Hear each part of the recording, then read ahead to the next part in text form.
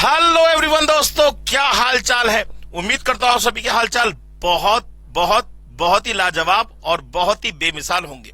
तो दोस्तों, अब हम शुरुआत करते हैं अपने मॉक टेस्ट पेपर नंबर 1 के सॉल्यूशन का। ठीक है ना। मॉक टेस्ट पेपर 1 हमारा हो चुका है और आज हम लोग बेसिकली ये देखेंगे कि हमारे किस क्वेश्चन का आंसर क्या होना चाहिए और उसको कैसे सॉल्व किया जाए विद इन 3 स्टेप्स। ठीक है ना। तो आइए दोस्तों शुरुआत करते हैं। सबसे पहला क्वेश्चन आपके सामने है। अगर विजिबिलिटी में कोई दिक्कत हो तो आपके पास फाइल है, आप उसके रेस्पेक्ट में देख लीजिएगा। ये क्वेश्चन नंबर 1 है, ये क्वेश्चन नंबर 2 है और ये क्वेश्चन नंबर 3 है। क्वेश्चन नंबर 1 की बात करें तो क्वेश्चन नंबर 1 कह रहा है कि alpha and beta are the roots of the equation this. तो सबसे पहले जरा ध्यान से देखिए, आपकी इक्वेशन है 2x² minus 4x minus 3 equals to 0। अगर आप इसे स्टैंडर्ड क्वाड्रेटिक इक्वेशन से कंपेयर करें तो दोस्तों यहां पे a की वैल्यू हो गई 2, b की वैल्यू हो गई -4 और c की वैल्यू हो गई -3। a की वैल्यू हो गई 2, b की वैल्यू -4 और c की वैल्यू -3। अब आपसे पूछ रहा है alpha square plus beta square की वैल्यू बताइए। तो alpha square plus beta square क्या होता है? बाय मैक property that is equals to B square minus 2ac upon A square, that is equals to B square minus 2ac upon A square. B square का मतलब हो गया 16 minus 2ac, तो 2 2 जा 4 3 जा 12, लेकिन माइनस का 12, तो माइनस माइनस प्लस का 12 अपॉन ए स्क्वायर का मतलब हो गया 4। तो मतलब कुल मिला के आ गया 28 अपॉन 4 का मतलब आंसर आ गया इसका 7। इसका आंसर आ गया 7। तो पहले क्वेश्चन का जो आंसर होगा वो दोस्तों होगा ऑप्शन बी 7। ठीक है ना। इसके बाद क्वेश्चन नंबर 2 की बात की जाए तो क्वेश्चन नंबर 2 में कह रहा है if an amount is kept at simple interest it earns an interest of ₹600 in first 2 years, but when kept at compound interest it earn an interest of ₹660 for the same period then the rate of interest and the principal amount respectively.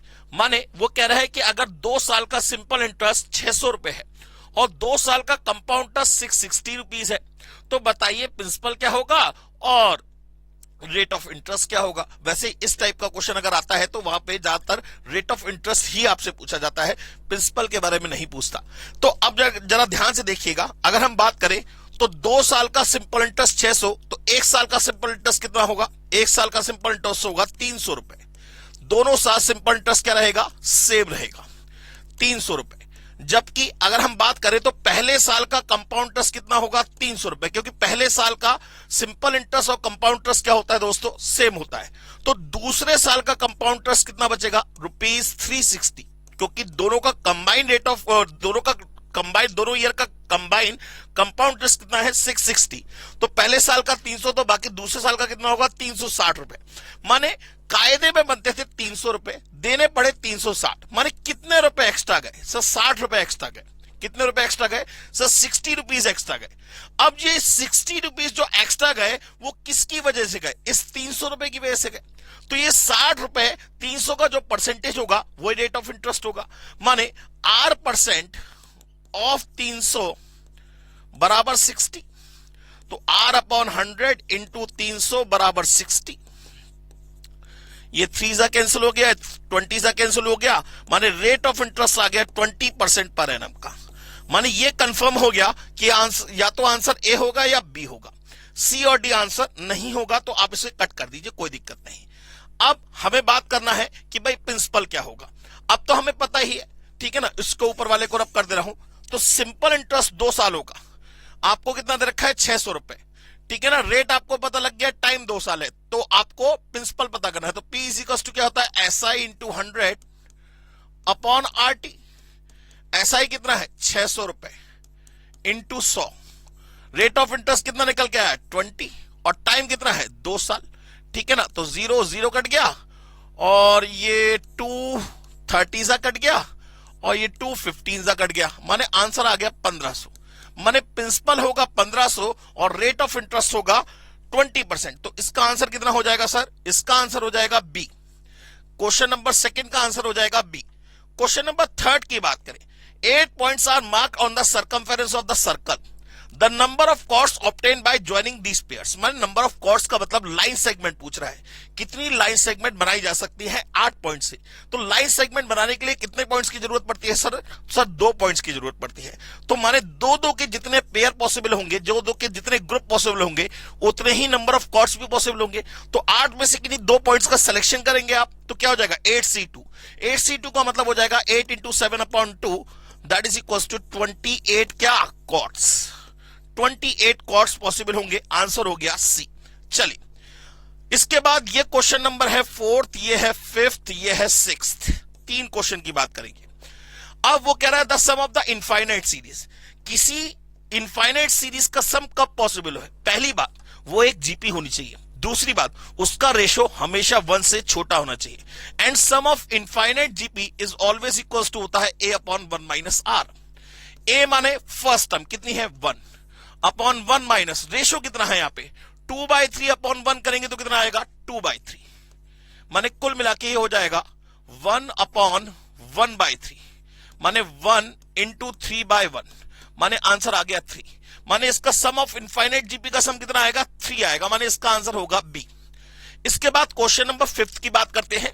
वो कह रहा है ₹5,000 is paid every year, हर साल जमा कर रहा है। माने ये क्वेश्चन किसका हुआ? एन्युटी का क्वेश्चन हुआ।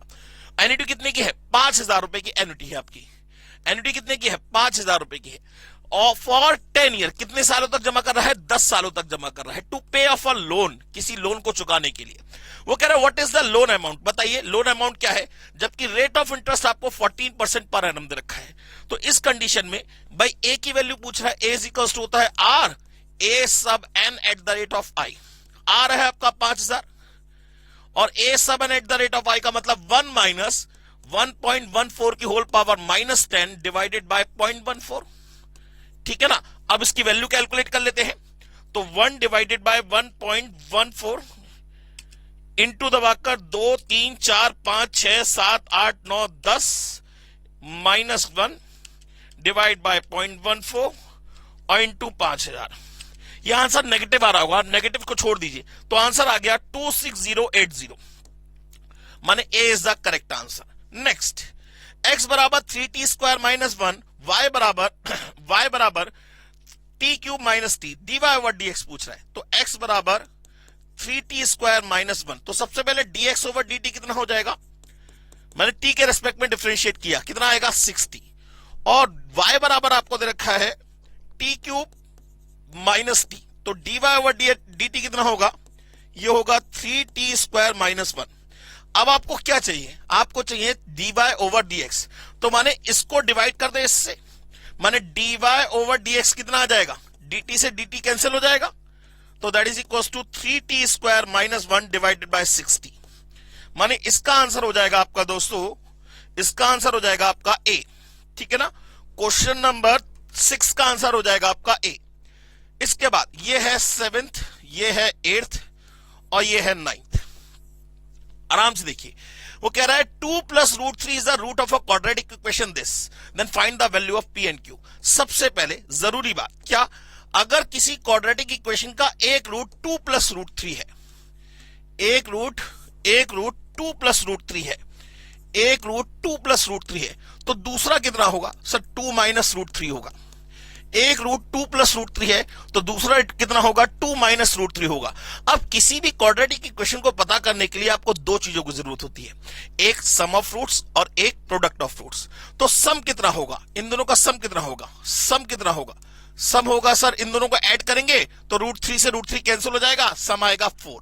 और प्रोडक्ट कितना होगा सर, प्रोडक्ट कितना होगा, प्रोडक्ट माने इन दोनों की मल्टीप्लाई, माने 2 + √3 और इनटू में 2 - √3, माने कुल मिला के ये हो जाएगा a - b a + b, तो a² - b² माने 2 का स्क्वायर 4 माइनस √3 का स्क्वायर 3, तो प्रोडक्ट आ गया इसका 1।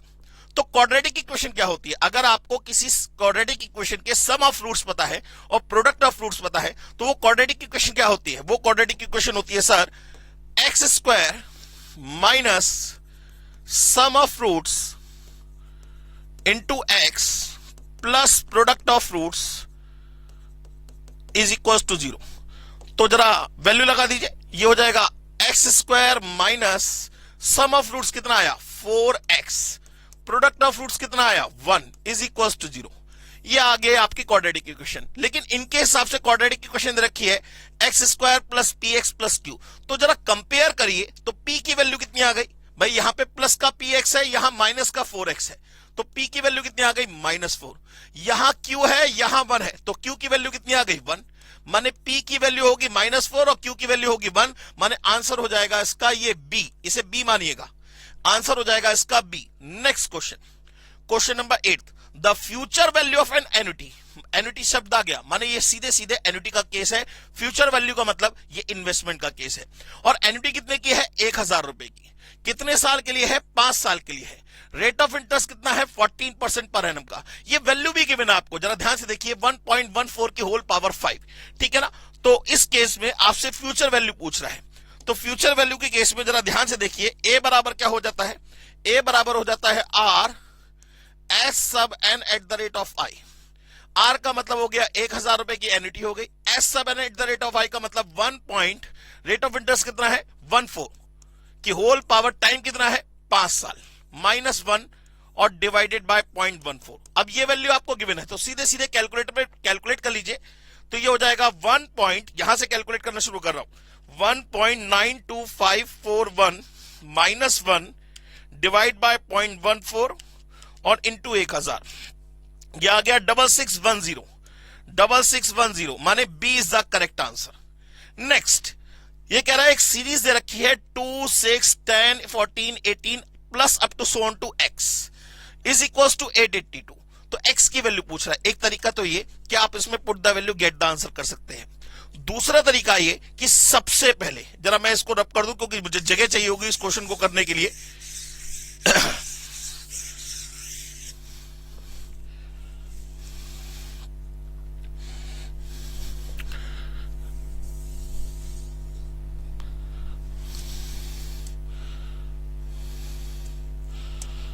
जरा ध्यान दीजिए, क्वेश्चन ये कुछ इस तरीके से यहां लिख दे रहा हूं मैं आपको, 2 + 6 + 10 + 14 + 18 up to so on to x is equal to 882। अब ये सम दे रखा है, इतनी टर्म्स का कितना दे रखा है 882 के बराबर। पहली बात तो ये कि हमें नंबर ऑफ टर्म्स चाहिए होंगी भाई। अगर हमें सम ऑफ n टर्म्स की बात करनी है तो हमें नंबर ऑफ टर्म्स पता होनी चाहिए। तो अगर मैं n की वैल्यू की बात करूं तो n हमेशा क्या होता है, लास्ट माइनस फर्स्ट, माने x -2 divided by difference. Difference कितने का है, ये केपी बन रही है, डिफरेंस कितने का है 4 का +1। माने इसे अगर मैं सॉल्व करूं तो ये आ जाएगा x -2 + 4/4 that is equal to x + 2/4। यह आ गया n की वैल्यू, मेरे पास n की वैल्यू निकल आई x + 2/4, ठीक है ना। इसके बाद अब हमें पता है कि सम ऑफ n टर्म्स क्या होता है भाई। हमें फर्स्ट टर्म पता है, ये फर्स्ट टर्म है, ये लास्ट टर्म है। तो जब हमें फर्स्ट टर्म और लास्ट टर्म पता होती है तो सम ऑफ n टर्म्स किसके बराबर होता है, that is equal to n/2 और a + l, first term plus last term. अब जरा ध्यान दीजिए दोस्तों, तो सम ऑफ n टर्म्स आपको 882 गिवन है, that is equal to n कितना हो गया x + 2/4 और ये 2 है तो ये 8 हो जाएगा, ठीक है ना। और फर्स्ट टर्म कितनी है 2 और लास्ट टर्म कितनी है x, तो इसे लिख देंगे 2 + x। क्या लिख देंगे 2 + x। अब 882 की मल्टीप्लाई 8 से कर दीजिए, 882 इंटू 8, यह आ गया 7056 इज इक्वल टू x + 2 का होल स्क्वायर। माने स्क्वायर हटाएंगे तो ये अंडर रूट लग जाएगा, माने इसका अंडर रूट कर दीजिए, कितना आ जाएगा 84। माने x + 2 बराबर 84, या x की वैल्यू कितनी आ गई 82।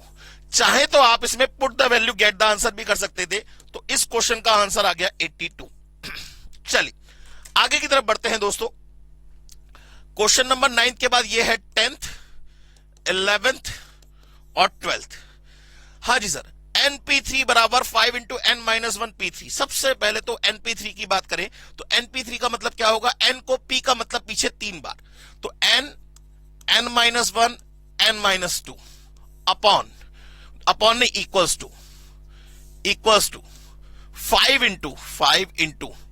n-1 p3, माने n-1 को पीछे 3 बार, n-1 n-2 और n-3, n-1 से n-1, n-2 से n-2, माने n इज इक्वल टू आ गया 5n - 15। तो ये n इधर उठ के जाएगा, ये 15 इधर उठ के आएगा, तो 4n बराबर कितना आ जाएगा 15। तो n की वैल्यू कितनी होगी 4n बराबर 15। कुछ गड़बड़ तो नहीं हुई? बिल्कुल नहीं होनी चाहिए। n-1 बिल्कुल ठीक है, ये भी ठीक है, ये n बराबर आ जाएगा 5n - 15, बिल्कुल ठीक है। तो n की वैल्यू आ गई 15/3। 15/3 n की वैल्यू फ्रैक्शन में तो आ नहीं सकती, n की वैल्यू फ्रैक्शन में तो, अच्छा 4 × है, सॉरी यहां पे 4 भी है, मैंने लिखा नहीं, तो ये 4n हो जाएगा, ये 4n हो जाएगा। तो सीधे सीधे n की वैल्यू कितनी आ गई 15 आ गई। 4 × है बेटा, ये लिखा हुआ है 4 × ठीक है ना। तो n की वैल्यू कितनी आ गई 15 आ गई, माने इसका आंसर हो गया D. Next question number 11, ₹8,000 becomes ₹10,000 in 2 years at simple interest, माने 2 सालों का इंटरेस्ट कितना हो जाएगा 2,000 रुपए। The amount that will becomes ₹6,875 in 3 years at the same rate of interest। तो सबसे पहले आपको यहां से रेट ऑफ इंटरेस्ट कैलकुलेट करना पड़ेगा, ठीक है ना। तो अब हमारे पास प्रिंसिपल कितना है 8,000, अमाउंट कितना है 10,000, टाइम कितना है 2 साल। तो पहले रेट ऑफ इंटरेस्ट निकाल लेते हैं। तो हमारे पास इंटरेस्ट कितना हुआ, सिंपल इंटरेस्ट हो गया 2 सालों का 2,000 रुपए, कितने सालों का 2 सालों का, और प्रिंसिपल कितना है 8,000 रुपए। तो सबसे पहले हम क्या करें, रेट ऑफ इंटरेस्ट निकाल लें। तो SI बराबर क्या, आर बराबर क्या होगा SI × 100, माने 2,000 × 100 डिवाइडेड बाय प्रिंसिपल है 8,000 और डिवाइडेड बाय टाइम है 2, माने ये हो जाएगा 2,000 × 100 डिवाइड बाय 8,000 डिवाइड बाय 2, माने रेट ऑफ इंटरेस्ट आ गया 12.5% पर एनम का। रेट ऑफ इंटरेस्ट कितना आ गया 12.5% पर एनम का। अब वो कह रहा था अमाउंट दैट विल बिकम इतना, माने वो पैसा बताइए जो कि इतना हो जाए, कितना 6,875 हो जाए। तो 6,875 क्या हुआ, अमाउंट हुआ। रेट ऑफ इंटरेस्ट आपका 12.5% रहेगा और टाइम दे रखा है 3 साल, माने अब अमाउंट बराबर क्या होता है, अमाउंट बराबर होता है प्रिंसिपल 1 + RT/100, ठीक है ना। तो अमाउंट कितना है हमारा, अमाउंट है 6,875, प्रिंसिपल हमें पता नहीं, 1 प्लस रेट ऑफ इंटरेस्ट है 12.5 और टाइम है हमारा 3 साल, डिवाइड बाय 100। इसको कैलकुलेट कर लीजिए, ठीक है ना, माने ये पूरी वैल्यू निकाल लीजिए और 6,875 के डिवाइड में डाल दीजिए। तो 12.5 × 3 डिवाइड बाय 100 + 1 और ये आ गया 1.375, ये 6,875 के डिवाइड में डाल दीजिए, ये आ गया 5,000। तो इसका आंसर हो गया 5,000। बात समझ में आ गई दोस्तों। चलिए next question, the ratio of the income of 2 person is 9:7। 2 particular person है, उनकी इनकम का रेशियो आपको 9:7 दे रखा है। And their expenditure are in the ratio 4:3 और उनके एक्सपेंडिचर का रेशियो दे रखा है 4:3। वो कह रहा है if each of them saves ₹200 per month, वो कह रहा है कि अगर हर एक बंदा 200 रुपए बचाता है, सेविंग करता है, तो बताइए उनकी इनकम क्या होगी। अब देखिए इनकम, एक्सपेंडिचर और सेविंग, इन तीनों में क्या रिलेशनशिप होता है। इनकम में से एक्सपेंडिचर माइनस करेंगे तो सेविंग निकल के आएगी, एक्सपेंडिचर में सेविंग प्लस करेंगे तो इनकम निकल के आएगी, ठीक है ना। इनकम में से सेविंग माइनस करेंगे तो एक्सपेंडिचर निकल के आएगा, कुछ भी मान सकते हैं। तो इसमें ऑप्शन दे रखे हैं। पहला ऑप्शन है 1800 और 1400। पहला ऑप्शन क्या है 1800 और 1400। तो पहले तो ये चेक करिए क्या इनका रेशियो 9:7 आएगा। 1800 और 1400 ये इनकम्स है, ये इनकम्स है। तो इनका रेशियो क्या 9:7 आ रहा है, चेक करिए। ये 0 कट गया, ये 9 जा, ये 7 जा। हाँ जी सर 9:7 आ रहा है, बिल्कुल सही आ रहा है। इसके बाद वो कह रहा है हर एक कितने रुपए सेव करता है 200 रुपए। तो अगर इनकम में से मैं सेविंग को माइनस कर दूं तो एक्सपेंडिचर आना चाहिए। तो 1800 में से 200 गए, कितना बचा 1600, और 1400 में से 200 गए, कितना बचा 1200। तो ये क्या बन गया इसके एक्सपेंडिचर। क्या इनका रेशियो कितना दे रखा है हमें 4:3। क्या 4:3 आ रहा है, चेक करिए। 0 से 0, ये 4 जा, ये 3 जा, बिल्कुल आ रहा है। तो आंसर क्या होगा, आंसर ए ही होगा।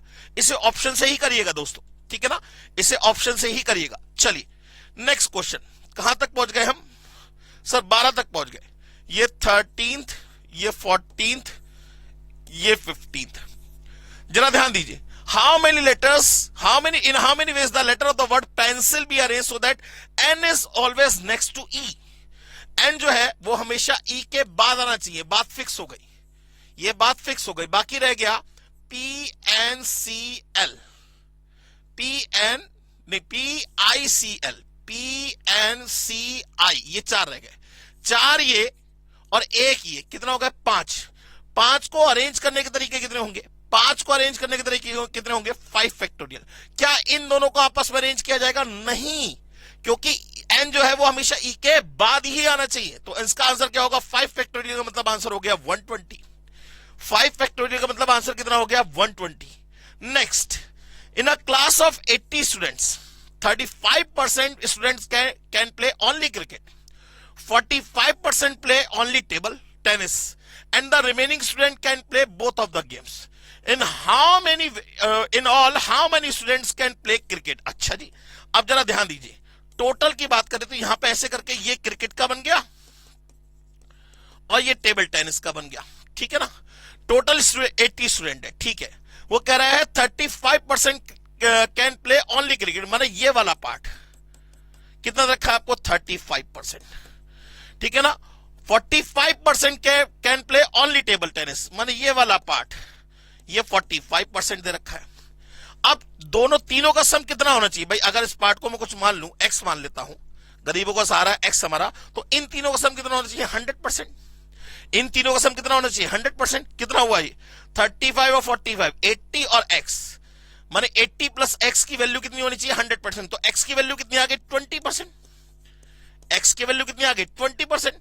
अब वो कह रहा है in all how many student can play cricket, माने इस पूरे सर्कल की बात कर रहा है। ये पूरा सर्कल कितना परसेंट हुआ? 55% हुआ। ये पूरा सर्कल कितना हुआ? 55% हुआ। तो जरा 55% निकालिए 80 का। 80 का 55% कितना आएगा? 44। माने इसका आंसर क्या होगा? बी। इसका आंसर क्या होगा? बी। भाई 80 का 55%, पूरे सर्कल का परसेंटेज निकालना पड़ेगा ना। हमारे पूरे क्रिकेट की वैल्यू निकाले तो 35 ये 20 ये कितना हो गया? 55% किसका? 80 का। कितना आया? 44। बात समझ में आ गई। नेक्स्ट, इस क्वेश्चन की बात करें तो देखिए जरा, यहां पे अलग अलग बेस दिख रहे हैं, तो हम इसमें बेस चेंज की प्रॉपर्टी लगा दें। तो इसे लिख देते हैं log 2 upon log e into log 625 को लिख दिया डायरेक्ट 4 log 5, भाई 5 की पावर 4 बोल सकते हैं, अपॉन में log x is equals to log 16 को लिख दिया 4 log 2 अपॉन में log 10 को ऐसे ही लिख दिया। ऊपर इधर लिख दिया log 10 और इधर लिख दिया log e।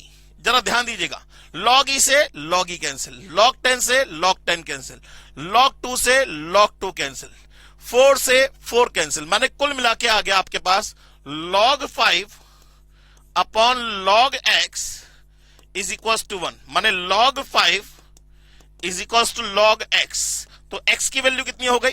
5 हो गई सर। x की वैल्यू कितनी हो गई? 5 हो गई सर। बात समझ में आ गई सर।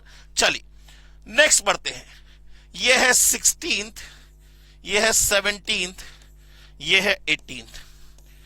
अब जरा ध्यान दीजिए, ये पूछ रहा है बताइए इसकी वैल्यू क्या आएगी।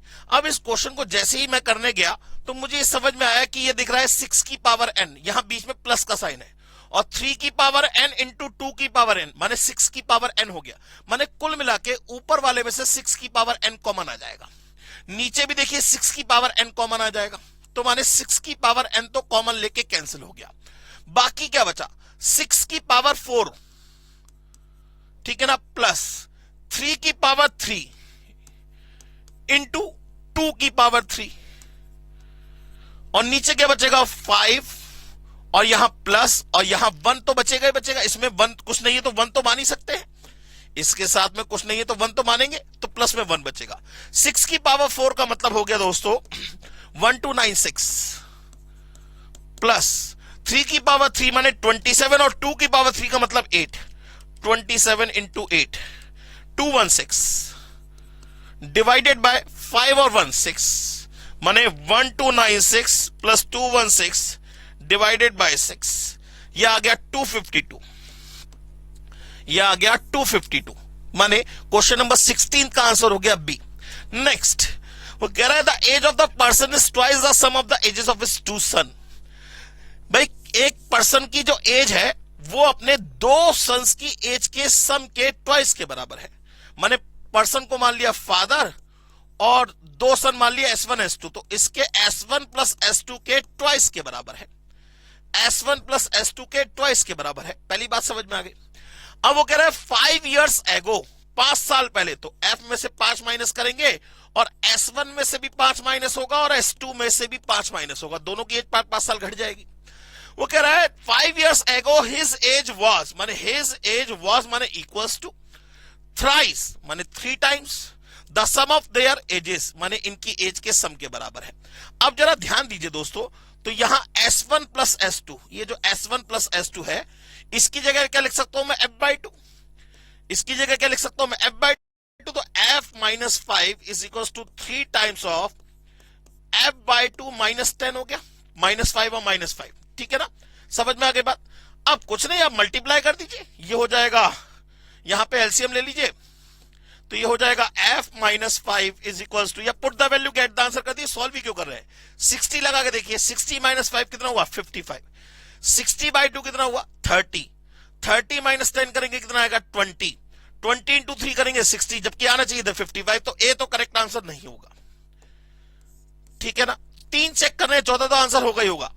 51 लगा के देखिए, 51 माइनस 5 कितना आएगा 46, 51 माइनस 5 करेंगे कितना आएगा 46, 51/2 ये पॉइंट्स में आ जाएगा, ठीक है ना, पॉइंट्स में आ जाएगा, कितना आ जाएगा 25.5, नहीं सॉरी 51, हाँ सही, 25.5 माइनस 10 करेंगे तो ये हो जाएगा 15.5, इंटू 3 करेंगे, कहीं से कहीं तक नहीं आ सकता, तो बी भी आंसर नहीं होगा।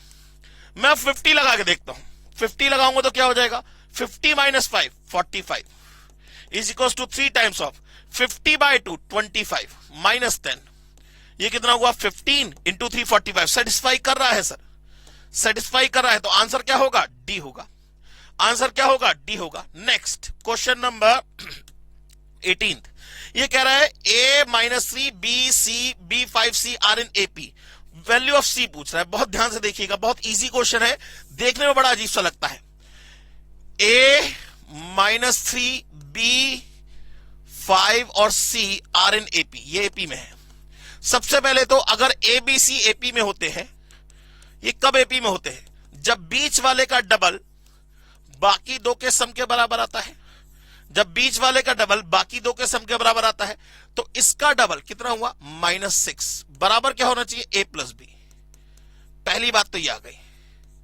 फिर आगे बढ़ेंगे, अब इसका डबल इन दोनों का सम होना चाहिए, माने 2B बराबर क्या होगा 5 माइनस 3 माने 2, तो B की वैल्यू कितनी आ गई 1, जब B की वैल्यू 1 आ गई तो यहां लगा दीजिए, तो A plus 1 is equal to -6, तो A की वैल्यू कितनी आ गई -7। अरे वाह, अब तो क्वेश्चन में कुछ बचा ही नहीं, जरा वैल्यू लगाइएगा, जरा वैल्यू लगाइए, तो ये हो जाएगा -7, फिर -3, फिर B की जगह 1, फिर 5, तो जरा देखिए यहां +4 किया, फिर +4 किया, फिर +4 किया, तो अगला भी +4 ही करेंगे, कितना आ जाएगा 9, तो C की वैल्यू कितनी होगी 9 होगी, C की वैल्यू कितनी होगी 9 होगी। करने का तरीका समझिए दोस्तों, क्वेश्चन को जबरदस्ती टफ मत बनाइए, ठीक है ना। चलिए नेक्स्ट क्वेश्चन, यह है 19, यह है 20, यह है 21। हाँ सर, वो कह रहा है अ बैग हैज 105 कॉइंस, एक बैग में 105 कॉइंस है, वैल्यू नहीं दे रखी है, 105 रुपए नहीं दे रखे, 105 कॉइंस है। वो कह रहा है किसके कॉइन्स है 50 पैसे के और 25 पैसे के, किस रेशो में है 4:3 में, तो 50 पैसे वाले कॉइन्स कितने मान लिए 4x कॉइन्स, और 25 पैसे वाले कितने कॉइन्स हो गए 3x कॉइन्स, ठीक है ना, तो टोटल कितने हो गए 7x कॉइन्स।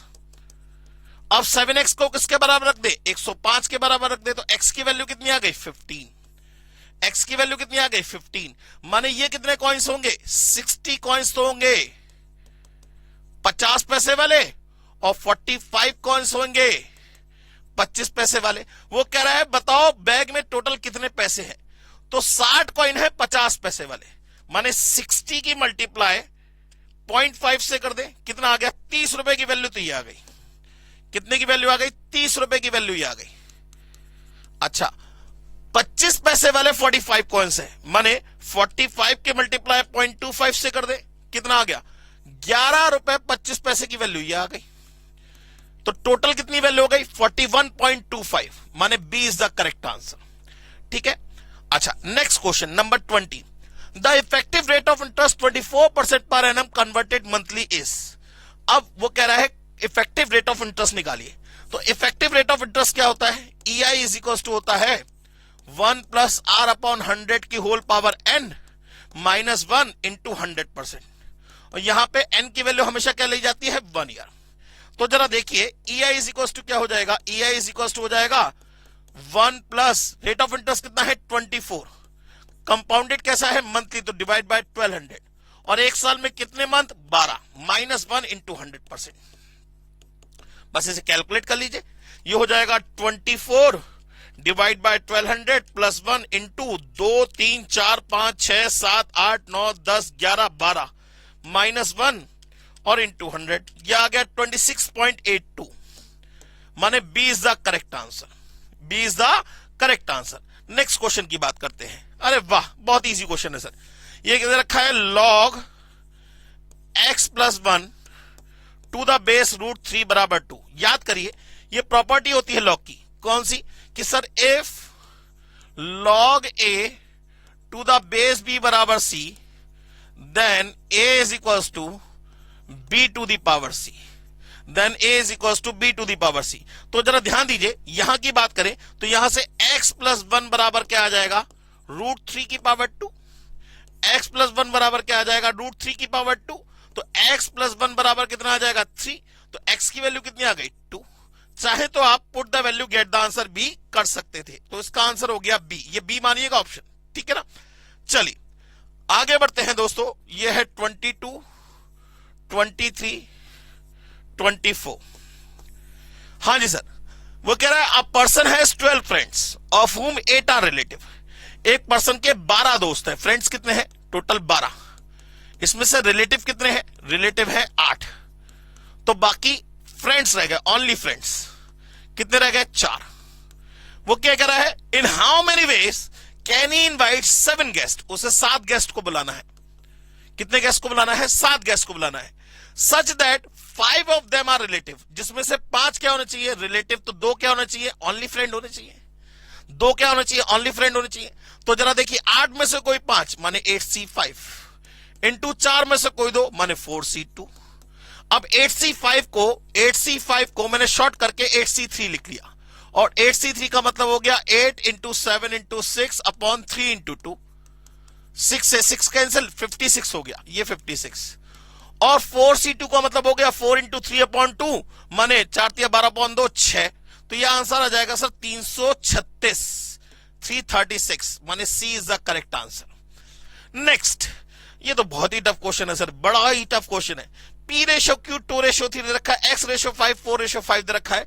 आपसे इस पर्टिकुलर जो एल्जेब्रिक एक्सप्रेशन इसकी वैल्यू पूछ रहा है, तो आप क्या करेंगे, रेशो दे रखा है, रेशो पूछा है, डायरेक्ट वैल्यू लगा दें, माने पी की जगह 2, क्यू की जगह 3, एक्स की जगह 4, वाई की जगह 5।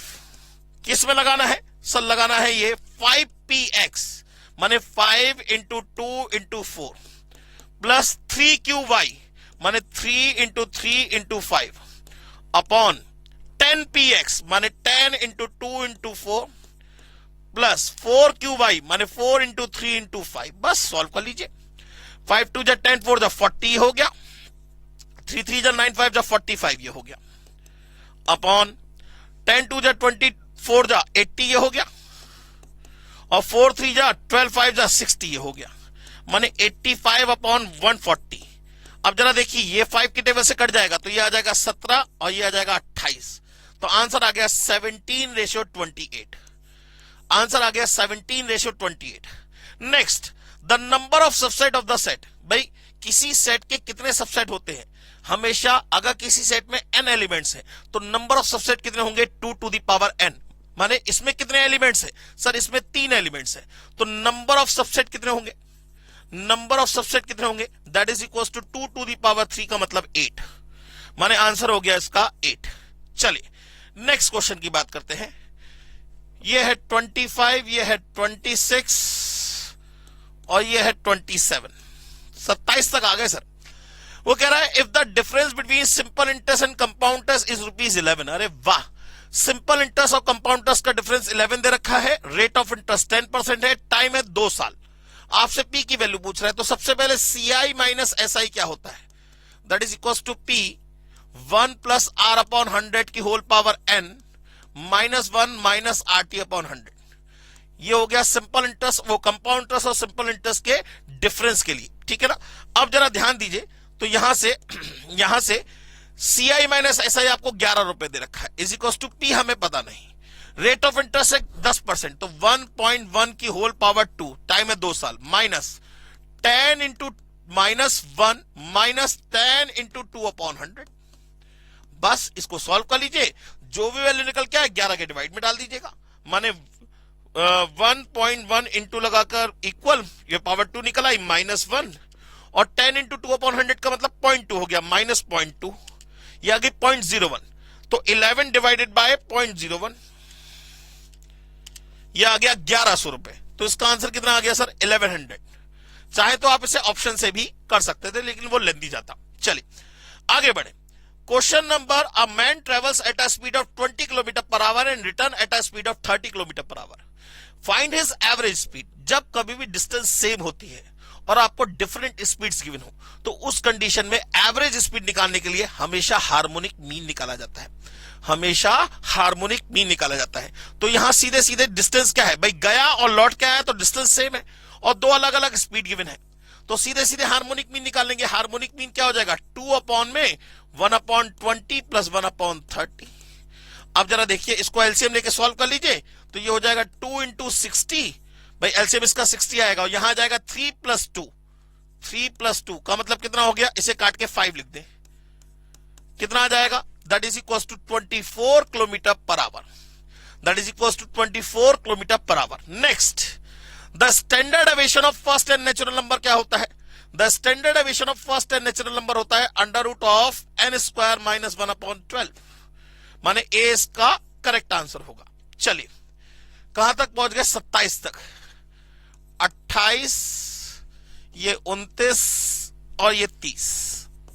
जरा ध्यान दीजिए, वो कह रहा है the regression equations R S follows, x on why they रखा है ये 6x minus 2y equal to 20, और y ऑन x दे रखा है 64x minus 45y equal to 24। Mean पूछ रहा है x और y का, मीन पूछ रहा है। आप याद करिए, दोनों रिग्रेशन इक्वेशन एक दूसरे को कहां इंटरसेक्ट करती हैं, उनके रेस्पेक्टिव मीन पर। तो x और y की वो वैल्यूज जो दोनों इक्वेशन को सेटिस्फाई करेगी, वही आंसर होगा। भाई हम इसे चाहे तो सॉल्व भी कर सकते हैं, लेकिन हम तो पुट करके देखेंगे, जो दोनों इक्वेशन को सेटिस्फाई कर जाए वही आंसर होगा, वो इनके क्या कहलाएंगे, अर्थमेटिक मीन कहलाएंगे। तो जरा पहला ऑप्शन देखिए, x की जगह 8, y की जगह 6 लगाइए, जरा इसमें लगाइए जरा, तो 6 इंटू 8 माइनस 2 इंटू 6 क्या बराबर 20 आ रहा है, चेक करिए, ये हो गया 48, ये हो गया 12। नहीं सर नहीं आ रहा है, तो पहला ऑप्शन तो नहीं होगा, तो पहला ऑप्शन तो नहीं होगा। दूसरा 6 और 6 लगा के देखिए, 6 और 6 लगा के देखिए, तो 6 इंटू 6 माइनस 2 इंटू 6, चेक करिए, ये हुआ 36, ये हुआ 12, क्या ये 20 आएगा, सर ये भी नहीं आएगा, ये भी नहीं आएगा, तो बी भी नहीं होगा। तीसरा और लगा के देखिए, अगर तीसरा हो गया तो फिर दूसरी इक्वेशन भी चेक करनी पड़ेगी आपको, ठीक है ना। तो 6 और 8 जरा लगा के देखिए क्या हो जाएगा, 6 इंटू 6 माइनस 2 इंटू 8, ये हो गया 36 माइनस 16। हाँ ये आ रहा है, लेकिन एक से काम नहीं बनेगा, दोनों चेक करनी पड़ेंगी, इसको भी चेक करना पड़ेगा। तो अब जरा देखिए दूसरे वाले में, x की जगह 6, y की जगह 8, तो 64 इंटू 6 माइनस 45 इंटू 8, चेक करिए कितना आना चाहिए, 24। तो 64 इंटू 6, 64 इंटू 6 384 माइनस 45 इंटू 8, ये हो जाएगा 360। कितना आया, कितना आया, 24 आया। यस सर 24 ही आ रहा था, दोनों इक्वेशन सेटिस्फाई हो रही है, तो आंसर क्या होगा इसका, सी होगा। आंसर क्या होगा इसका, सी होगा। Next question number 29, if A speak 75% of the truth, माने ए के सच बोलने की प्रोबेबिलिटी कितनी है, 0.75, और बी के सच बोलने की प्रोबेबिलिटी कितनी है, 0.80। पहले तो ये बताइए, किसी का सच बोलना या किसी का झूठ बोलना किसी दूसरे से कोई मतलब नहीं रखता, माने ये दोनों इवेंट्स कैसे होंगे, इंडिपेंडेंट इवेंट्स होंगे। ये दोनों इवेंट्स कैसे होंगे? इंडिपेंडेंट इवेंट्स होंगे। वो कह रहे हैं इन व्हाट और इंडिपेंडेंट के केस में क्या होता है, जो इंटरसेक्शन वाला पार्ट है वो मल्टीप्लाई में चेंज हो जाता है। इंडिपेंडेंट के केस में अगर कोई दो इवेंट्स आपस में इंडिपेंडेंट हैं तो उनके साथ में आने की प्रोबेबिलिटी उनके रेस्पेक्टिव प्रोबेबिलिटी के मल्टीप्लिकेशन के बराबर होती है दोस्तों। वो कह रहा है in what percentage both of them likely contradict to each other. Contradict का मतलब एक दूसरे का अपोज करना। जब एक सच बोलेगा तो दूसरा झूठ बोलेगा, और जब पहला झूठ बोलेगा तो दूसरा सच बोलेगा। माने क्या होगा? Probability of A intersection B dash, माने जब ए सच बोल रहा है तो बी झूठ बोल रहा है, और probability of A dash intersection B, माने जब ए झूठ बोल रहा है तो बी सच बोल रहा है। अब इनका इंटरसेक्शन पार्ट किसमें चेंज हो जाएगा? मल्टीप्लाई में। माने इसे कह देंगे probability of A into probability of B dash plus probability of A dash into probability of B. माने बस इसे सॉल्व कर लीजिए। अब जरा देखिएगा, ए के सच बोलने की प्रोबेबिलिटी कितनी है? 0.75। तो झूठ बोलने की प्रोबेबिलिटी कितनी होगी? सच ना बोलने की प्रोबेबिलिटी कितनी होगी? 0.25। बी के सच बोलने की प्रोबेबिलिटी कितनी है? 0.80। तो सच ना बोलने की प्रोबेबिलिटी कितनी होगी? 0.20। बस अब आपको वैल्यू लगानी है। जरा देखिएगा ध्यान से, probability of A 0.75 into probability of B dash 0.20 plus probability of A dash 0.25 into probability of B 0.80। इसको सॉल्व कर लीजिए। 0.75 इंटू 0.2, 0.75 इंटू 0.2, यह आ गया 0.15 प्लस 0.25 इंटू 0.8, यह आ गया 0.2। तो दोनों का टोटल कितना आ जाएगा? 0.35। 0.35 माने D is the correct answer. बात समझ में आ गई दोस्तों? चलिए next, cost of sugar in a month under the heads raw material, labour, direct production and others. ये आपको वैल्यू दे रखी है 12, 20, 30, 23। वो कह रहा है what is the difference between the central angle for the largest and the smallest component of the cost of the sugar. मतलब क्या है? एक पाई चार्ट बनाना है। भाई एंगल की बात कब होगी? जब एक पाई चार्ट बनेगा। और पाई चार्ट बनाने के लिए हम क्या करते हैं? सबसे पहले तो टोटल प्रोडक्शन निकालते हैं, टोटल की वैल्यू की बात करते हैं। तो टोटल वैल्यू कितनी हो जाएगी? इन सब वैल्यूज का सम 12 प्लस 20 प्लस 35 प्लस 23। मतलब कितना प्रोडक्शन हो गया? ये 12 और 23, 35 और 35, 70 और 20, 90 यूनिट्स का प्रोडक्शन हो गया। अब 90 यूनिट से एंगल बनाना है आपको 360 डिग्री का। भाई पाई चार्ट तो ऐसे ही बनता सर्कल से, है ना? तो एक यूनिट का एंगल कितना होगा? एक यूनिट का एंगल होगा 4 डिग्री का। भाई 360 डिवाइड बाय 90 करेंगे तो 4 डिग्री का एंगल निकल के आएगा। अब वो कह रहा है what is the difference between the central angle for the largest and the smallest. सबसे पहले तो उसमें लार्जेस्ट वैल्यू कौन सी हुई? लार्जेस्ट हो गई 35, स्मॉलेस्ट हो गई 12, ठीक है ना? इन दोनों का डिफरेंस कितना हो गया? इन दोनों का डिफरेंस हो गया 23 यूनिट्स का। तो ये पूछ रहा है बताओ 23 यूनिट से, इस 23 यूनिट से कितना एंगल ड्रॉ होगा? तो एक यूनिट से 4 डिग्री का, तो 23 यूनिट से कितना होगा? 23 इंटू 4 कर दीजिए। 23 इंटू 4 92 डिग्री का। 92 डिग्री का माने इसका आंसर हो गया डी। इसका आंसर हो गया दोस्तों डी। चलिए आगे बढ़ते हैं। ये है 31, ये है 32, ये है 31, ये है 32। बहुत ध्यान से देखिए। What is the number of cases when 3 और लेस एक्सीडेंट ऑकर। ये गलत है क्वेश्चन, इसको काट दीजिए। ये मैंने लास्ट माने जब टेस्ट लिया था तो आपको बता दिया था क्वेश्चन गलत है। इसकी बात करते हैं। ए यूनियन भी 0.8 दे रखा है, ए इंटरसेक्शन भी 0.3 दे रखा है। आपसे ए डैश प्लस बी डैश पूछ रहा है। सबसे पहले प्रोबेबिलिटी ऑफ ए डैश का मतलब क्या हुआ? 1 minus probability of A. Probability of B dash का मतलब क्या हुआ? प्रोबेबिलिटी ऑफ बी डैश का मतलब क्या हुआ? 1 माइनस प्रोबेबिलिटी ऑफ बी। अब जरा देखिए, ए यूनियन बी बराबर क्या होता है? That is equal to probability of A plus probability of B minus probability of A intersection B. Probability of A union B रखा है 0.8, probability of A plus probability of B minus probability of A intersection B रखा है 0.3। जब ये value उठ के इधर जाएगी तो प्लस की हो जाएगी। माने probability of A plus probability of B की वैल्यू आ गई 1.1। कितनी आ गई? 1.1। अब आपसे पूछा है इन दोनों का सम, जरा इन दोनों का ऐड करिए। तो probability of A dash plus probability of B dash बराबर क्या आ जाएगा? 1/2 minus probability of A plus probability of B. बात समझ में आ गई? अब इसकी वैल्यू कितनी है 1.1, माने 2 में से 1.1 माइनस कर दीजिए, आंसर कितना आ गया 0.9। आंसर कितना आ गया 0.9, माने C is the correct answer. बात समझ में आ गई दोस्तों। चलिए अब इसके बाद क्वेश्चन नंबर 33 ये है, 34 ये है और 35 ये है। 3 क्वेश्चन है। क्वेश्चन नंबर 33 की बात करें तो क्वेश्चन नंबर 33 कह रहा है कि sir find the variance, variance पूछा है, वेरिएंस का मतलब स्क्वायर ऑफ स्टैंडर्ड डेविएशन। ठीक, given that arithmetic mean equals to 8 + 4/2, माने 2 नंबर है आपके पास, 2 नंबर है 8 और 4। अब जरा ध्यान करिए तो 2 नंबर का स्टैंडर्ड डेविएशन क्या होता है, half of the range. 2 number का स्टैंडर्ड डेविएशन क्या होता है, हाफ ऑफ द रेंज। भाई 2 ही नंबर है, 2 नंबर का अरिथमेटिक मीन तो तभी हो सकता है ना कि 8 + 4/2, तभी मैंने इसका मतलब दोनों नंबर्स क्या हुए, एक नंबर हुआ 8, एक नंबर हुआ 4। तो 8 और 4 का सबसे पहले स्टैंडर्ड डेविएशन की बात करें तो हाफ ऑफ रेंज माने 8 में से 4 माइनस कर दीजिए, तो दैट इज इक्वल टू 2 आ गया। तो स्टैंडर्ड डेविएशन 2 है तो वेरिएंस कितना होगा, variance is the square of standard deviation, माने 2 का square, that is equal to 4, that is equal to 4। तो इसका आंसर हो गया 4। Next, Fisher's index number is 150, Paasche 144, Laspeyres पूछ रहा है। तो फिशर बराबर क्या होता है, √L × P। फिशर माने फिशर का स्क्वायर क्या होगा, L × P के बराबर होगा। फिशर का स्क्वायर किसके बराबर होगा, L × P के, माने 150 का square is equal to 144 into 144 into लेस्प्रे पूछ रहा है, L यहां लिख दिया।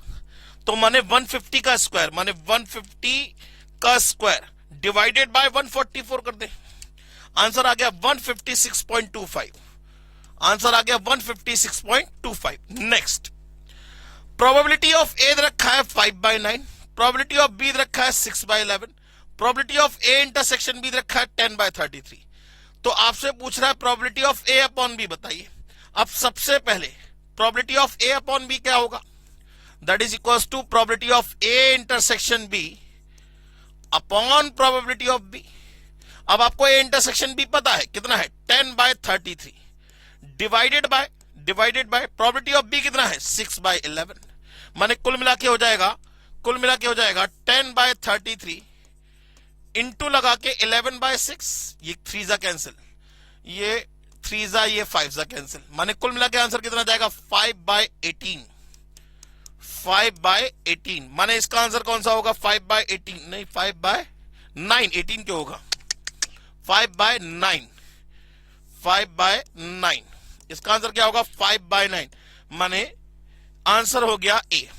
ठीक है, 35 तक आ गए, 36, 37, 38। हाँ जी sir, calculate the Fisher's index number. अब जरा ध्यान करिए, आपको ये वैल्यूज गिवन है। सबसे पहले फिशर की अगर बात करें, कोई भी इंडेक्स नंबर में P1 ऊपर होता है, P0 नीचे होता है।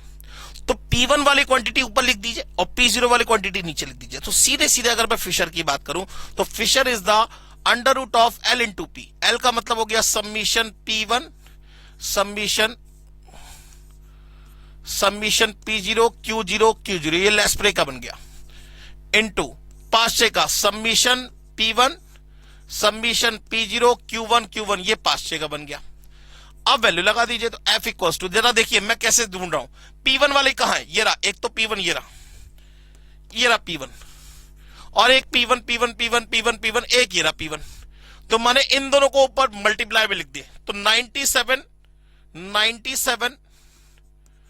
और इंटू 117 ऊपर लिख दिया, बाकी दोनों नीचे लिख दीजिए, 116 और 140 इसे नीचे लिख दीजिए, बस इसे सॉल्व कर लीजिए। तो 97 इंटू 117 डिवाइडेड बाय 116 और डिवाइडेड बाय 140, और जो निकल के आया उसका अंडर रूट, और इंटू 100 कर दीजिए, इंटू 100 भी कर दीजिए, कितना आ गया, दैट इज इक्वल टू 83.59। 83.59 माने a is the correct answer, a is the correct answer. Next, less than type and more than type ogive meets at, भाई दोनों ओजाइव एक दूसरे को कहां इंटरसेक्ट करते हैं, मीडियन पर। दोनों ओजाइव एक दूसरे को कहां इंटरसेक्ट करते हैं, मीडियन पर। If a variable assume that 1 2 3 4 5 and the frequency is 1 2 3 4 5, तो फाइंड द अर्थमेटिक मीन। मतलब क्या है, ये एक डिस्क्रीट सीरीज दे रहा है, ये x विच इज 1 2 3 4 5 और इसकी फ्रीक्वेंसी एज इट इज 1 2 3 4 5। आपसे अर्थमेटिक मीन पूछ रहा है। अब अर्थमेटिक मीन क्या होता है, that is equal to summation F X upon summation F. तुम्हारे एफ इंटू एक्स निकालना पड़ेगा, 1 का स्क्वायर 1 4 9 16 25, इन सबको जोड़ लीजिए तो समीशन एफ एक्स आ जाएगा। तो 16 और 4 20 और 10 30 और 25 55 आ गया sir 55 divided by summation F माने एफ का सम। तो 5 और 4 9 3 12 2 14 15 ये आ गया सर। ये 11 जा ये 3 जा, आंसर आ गया 11/3। आंसर आ गया 11/3 माने a is the correct answer. चलिए कहां तक पहुंच गए, 38 तक पहुंच गए। 39 40 और 41 हाँ जी। The approximate ratio of standard deviation, mean deviation and quartile deviation 15 12 10 15 12 10।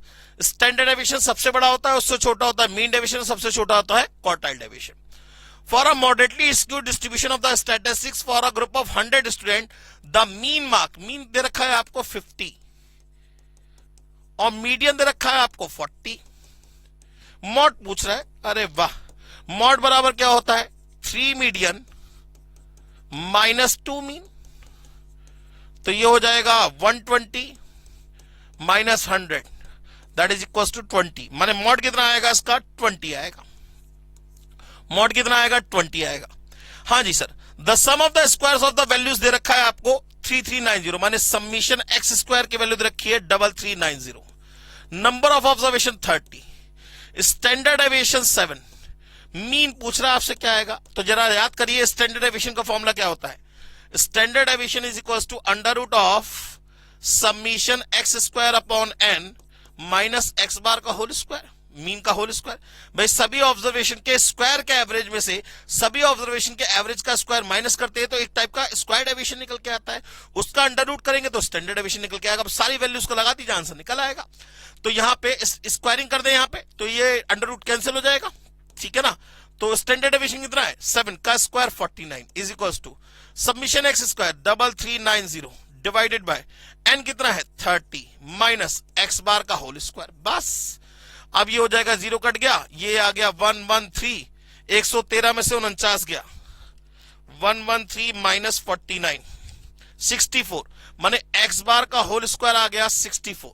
तो एक्स बार की वैल्यू कितनी आएगी 8, माने इसका आंसर क्या आएगा 8। बात समझ में आ गई दोस्तों। चलिए नेक्स्ट कहां तक पहुंच गए हम, 41 तक, 42 43 44। वो कह रहा है अब the mean salary of group of 50% is 5850।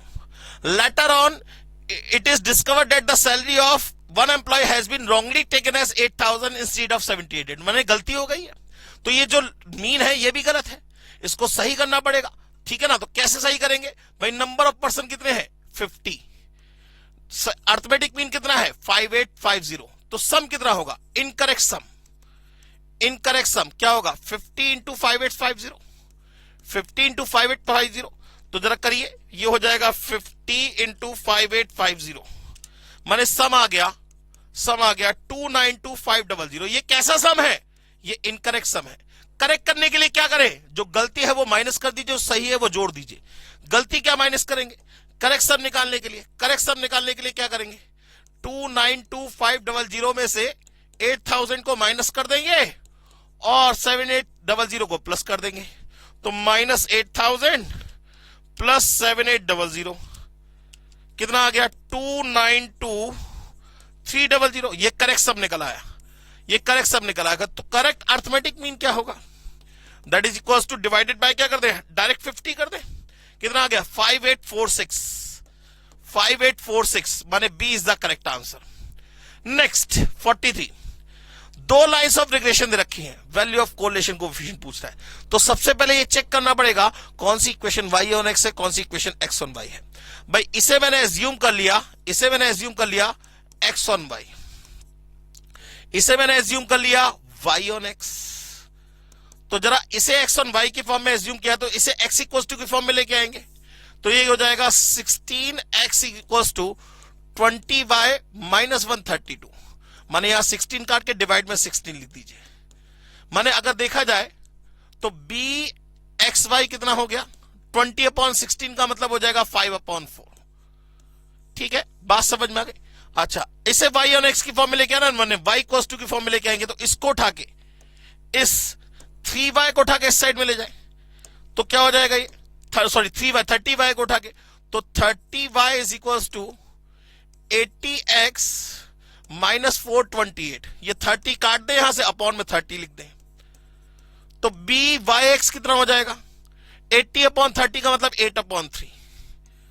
अब क्या दोनों सेम साइन के आ रहे हैं, बिल्कुल आ रहे हैं, लेकिन दोनों का प्रोडक्ट 1 से बड़ा आ रहा है, दोनों का प्रोडक्ट 1 से बड़ा आ रहा है। इसका मतलब उल्टा होगा, ये वाली एक्स ऑन वाई नहीं होगी, ये वाली एक्स ऑन वाई नहीं होगी, ये वाली वाई ऑन एक्स होगी, और ये वाली वाई ऑन एक्स नहीं होगी, ये वाली एक्स ऑन वाई होगी।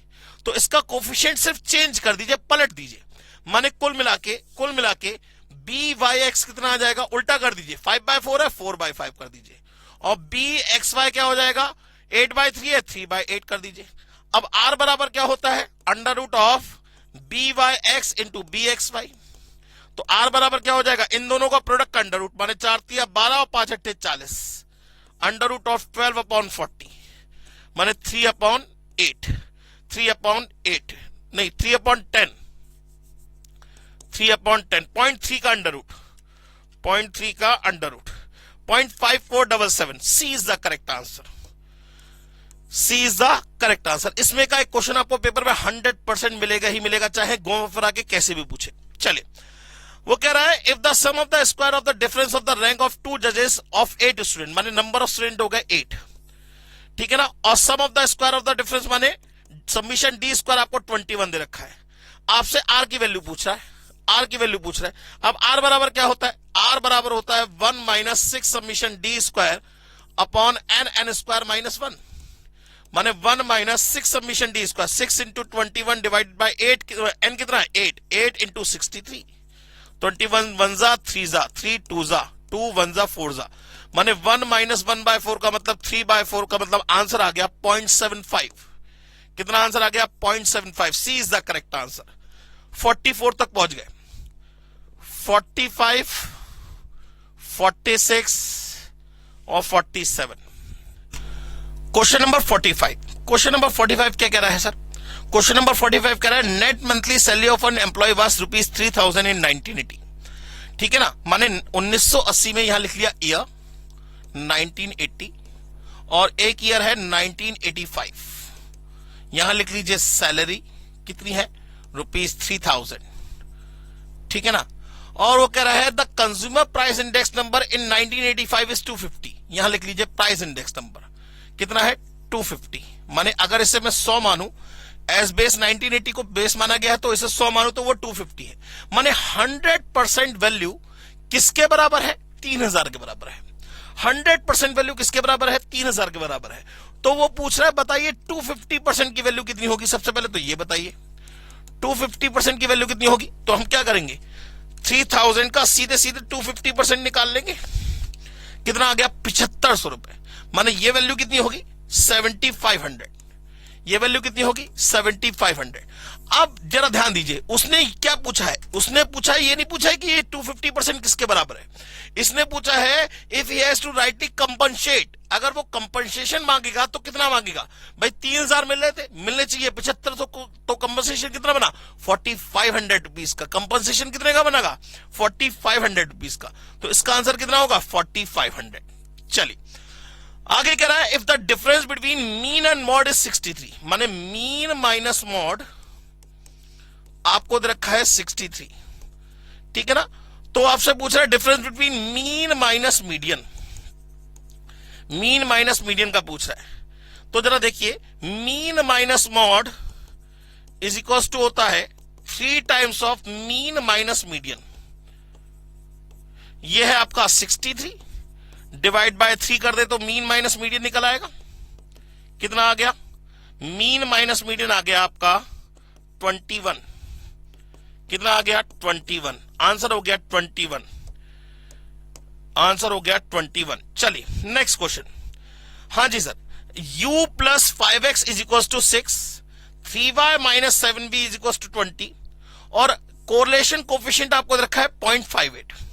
माने वो कह रहा है कि x को चेंज कर दिया गया u में, y को चेंज कर दिया गया v में और कोरिलेशन कोफिशिएंट x और y का कितना है 0.58। माने आपको r x y दे रखा है 0.58। तो कह रहा है कि अगर मैं u को चेंज कर दूं x में, वो सॉरी x को चेंज कर दूं u में और y को चेंज कर दूं v में, तो बताइए r u v कितना होगा।